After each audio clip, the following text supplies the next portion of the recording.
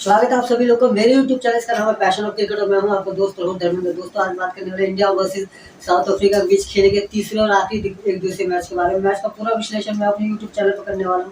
तो सबसे पहले छोटा सा काम, चैनल पर नए हैं तो चैनल सब्सक्राइब कीजिए, बेल आइकन को दबाइए जिसमें कोई वीडियो सबसे पहले आप लोगों तक पहुंचे। वीडियो को लाइक शेयर और कमेंट कीजिए। कमेंट करने के लिए कमेंट सेक्शन या सोशल मीडिया साइट पर भी जा सकते हैं जिसके लिंक आपको वीडियो में चलते दिखा देंगे। तो बिना किसी देरी के वीडियो को सब्सक्राइब कीजिए, लाइक कीजिए, चैनल सब्सक्राइब कीजिए। वीडियो शुरू करते हैं दोस्तों। जिस पहला मैच साउथ अफ्रीका ने जीता बहुत एक अच्छे स्कोर से, उसके बाद इंडिया जीती है, लेकिन तीसरा मैच जो फाइनल एक की तरह रहा, इसमें एक खास चीज जो इस मैच में कि दोनों टीमों की तरफ से मिडिल ऑर्डर बल्लेबाजी ज्यादा अच्छा परफॉर्म कर रही थी और यही देख रहे थे कि और टॉप ऑर्डर तो ना साउथ अफ्रीका का चल पा था ना इंडिया का, तो इसी की बीच सारा दारोमदार था कि किस तरीके से टॉप और मिडिल ऑर्डर का परफॉर्मेंस रहता है। तो आज इंडियन टीम ने टॉस जीत के पहले गेंदबाजी करने का फैसला किया और स्पिन का आई थिंक वो जो एक जेस्चर है ना, वो इंडियन टीम ने पकड़ लिया। शहबाज अहमद की तरफ से गेंदबाजी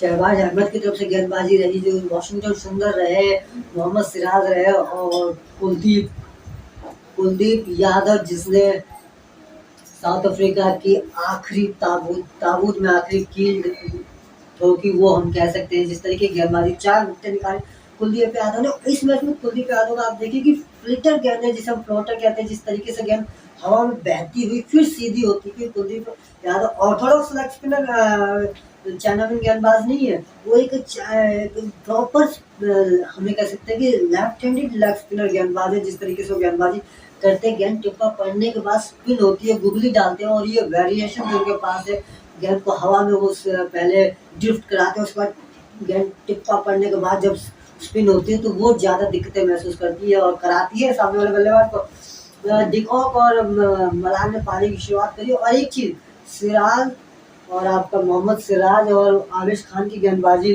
का हम एक जो उनका फर्स्ट हाफ का जो उनकी कड़ी मेहनत थी उसको नहीं बुलाया जा सकता। जिस तरीके से दोनों ही गेंदबाज आई थिंक 7 या 8 ओवर के तकरीबन हो चुका था और केवल 20 से 22 रन का स्कोर हुआ था। ये देखने वाली चीज़ है कि भारतीय तेज गेंदबाज जो दोनों ही पिछले मैच में भी दोनों ही गेंदबाजों ने एक बहुत अच्छी भूमिका बांधी थी, जिसकी वजह से इंडियन स्पिनर्स को काफ़ी मदद मिली थी विकेट लेने में।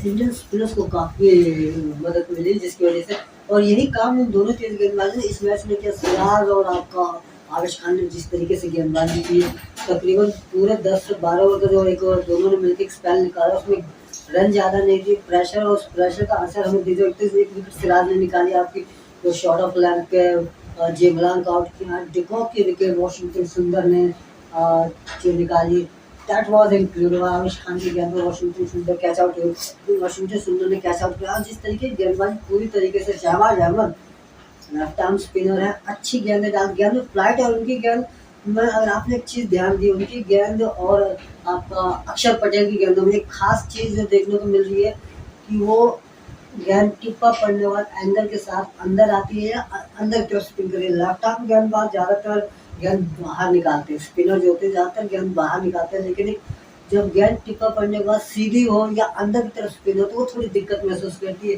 और यही यहाँ देखने को मिला। शहबाज जिस तरीके से गेंद, शहबाज अहमद की गेंद पर जब आप क्लासिक बॉल आउट हुए, वो देखने वाली शॉर्ट ऑफ लेंथ गेंद थी और जो क्लासिक का एंटिसिपेशन था कि गेंद टिप्पा पड़ने के बाद थोड़ी सा उछाल रहेगा और ये सीधी होगी, क्योंकि लेफ्ट आर्म गेंदबाज जब क्रीज छोड़ के गेंदबाजी जब वो गेंदबाजी कराते हैं, क्रीज से छोड़ते हुए जब वो गेंदबाजी कराते हैं तो वहाँ गेंद उन्होंने बाहर निकलने की चांसेस होते हैं या टिप्पा पड़ने, क्योंकि स्पिन नहीं मिलता, टिप्पा पड़ने के बाद सीधी निकलने के चांसेस ज़्यादा होते हैं। लेकिन उस जगह पर वो गेंद टिप्पा पड़ने के बाद थोड़ी सी अंदर तरफ घुसी और वहाँ क्लासिक चुप करके बोल्ड हो गए।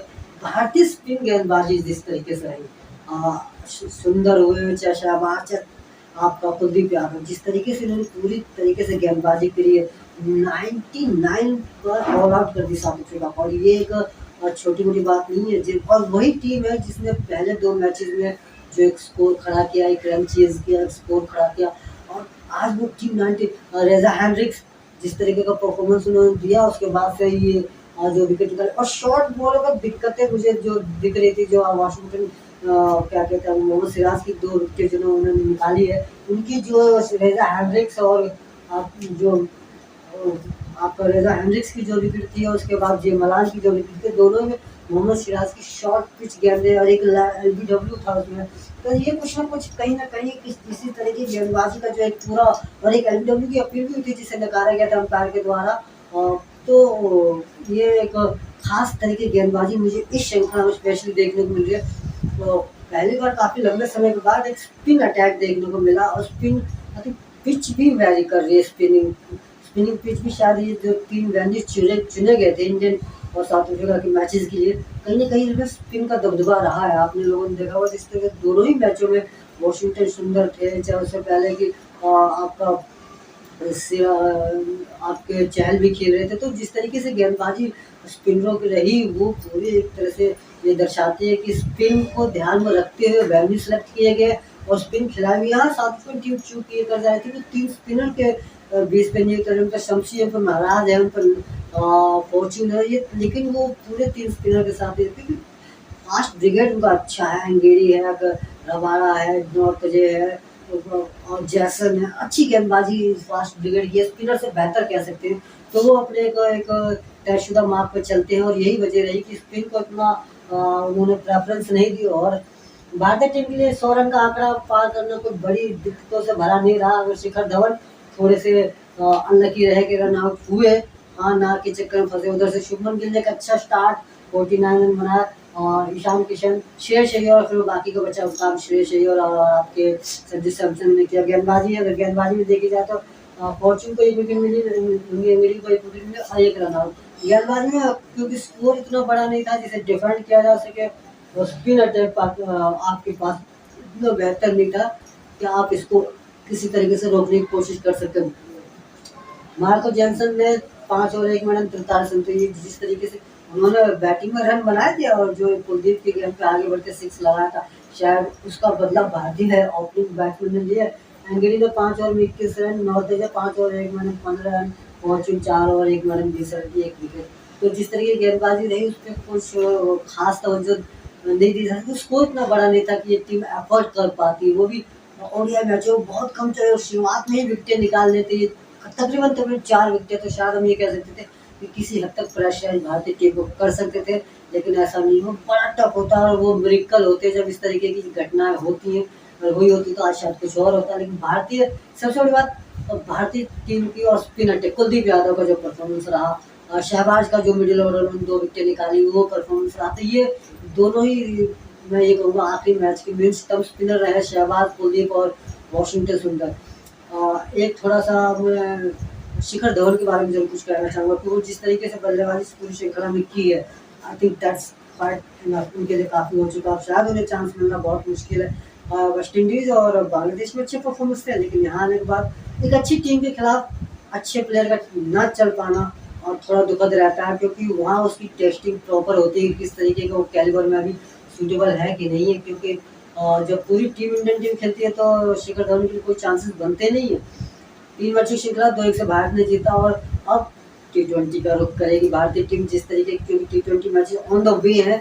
पहला मैच इंडिया का पाकिस्तान के साथ 23 अक्टूबर को है। तो पोस्ट मैच प्रेजेंटेशन के साथ में आप लोगों के सामने फिर से हाजिर होऊंगा। जब तक के लिए खुश रहिए, सुरक्षित रहिए, अपने और अपने परिवार का ध्यान रखिए। Thank you so much.